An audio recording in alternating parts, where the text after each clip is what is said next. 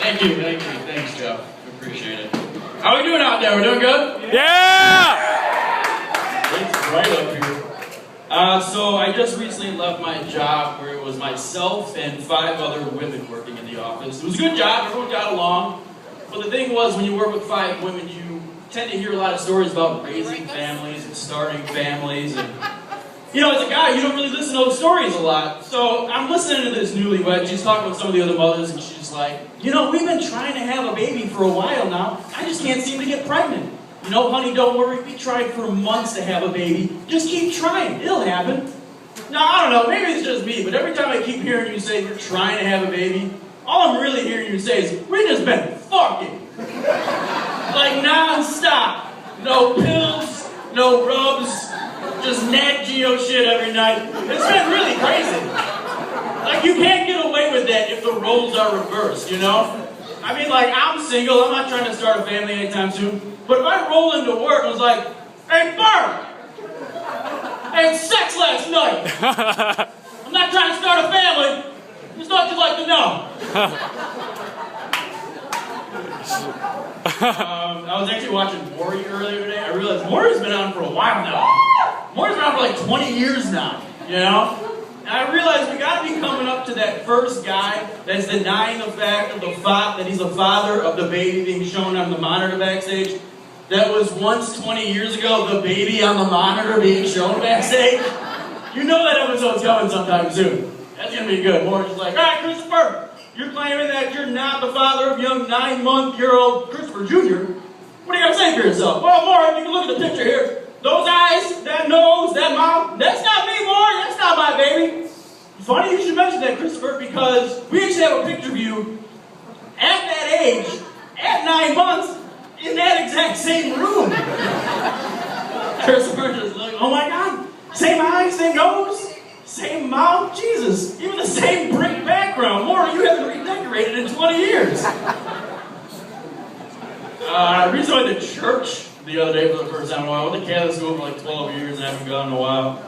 And my mom wanted me to go, so I went with her. And I'm sitting there in church and, you know, the preacher's talking, and after about a half hour, I'm starting to listen to really what he's saying, you know? You know, like Jesus died for our sins, he opened the gates of heaven for us. And I see Jesus up there on the cross, and I'm thinking to myself, man, Jesus must have had a big dick. And I say that because there's no other way about it. I mean, think about it. They're going to do all that crucifixion stuff to him, but they're still going to give him the decency to wear that loincloth around that he's hanging up on the cross.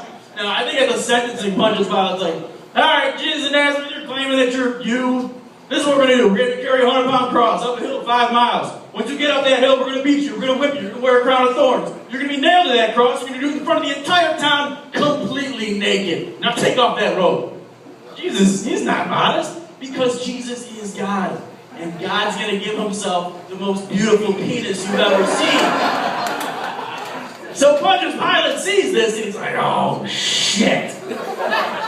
Huddles up his guards. He's like, guys, I don't know about you. I mean, I'm not saying mine's small or anything, but like, we can't have that thing paraded around town for all our wives to see. So let's just let him wear the loincloth, all right?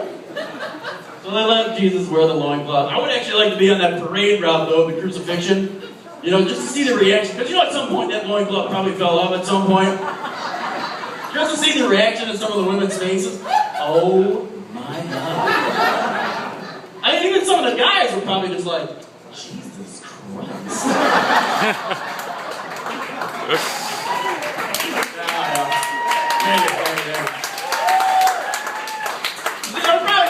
There's gay guys back in Jesus' time, of course, you know. There's a lot of great things, though, happening, you know.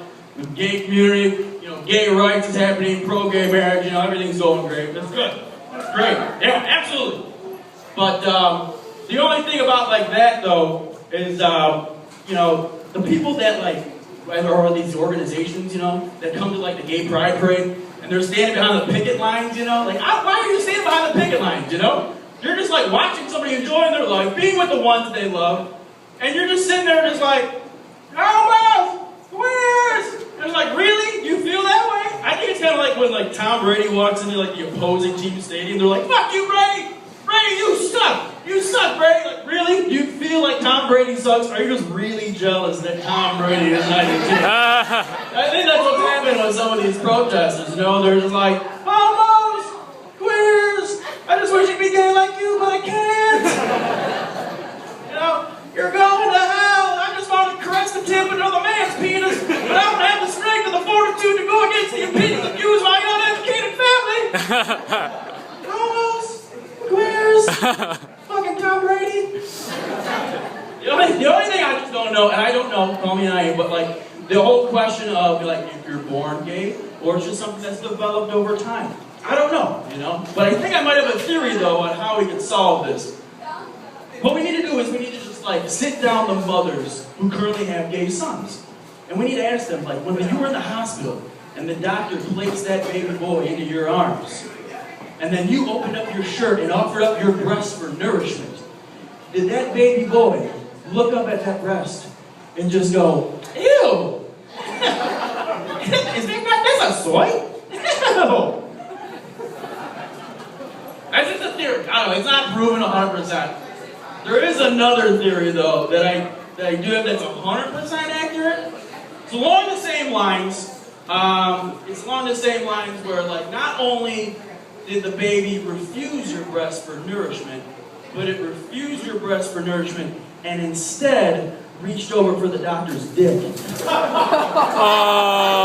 time, guys. You guys have been great. Thank you.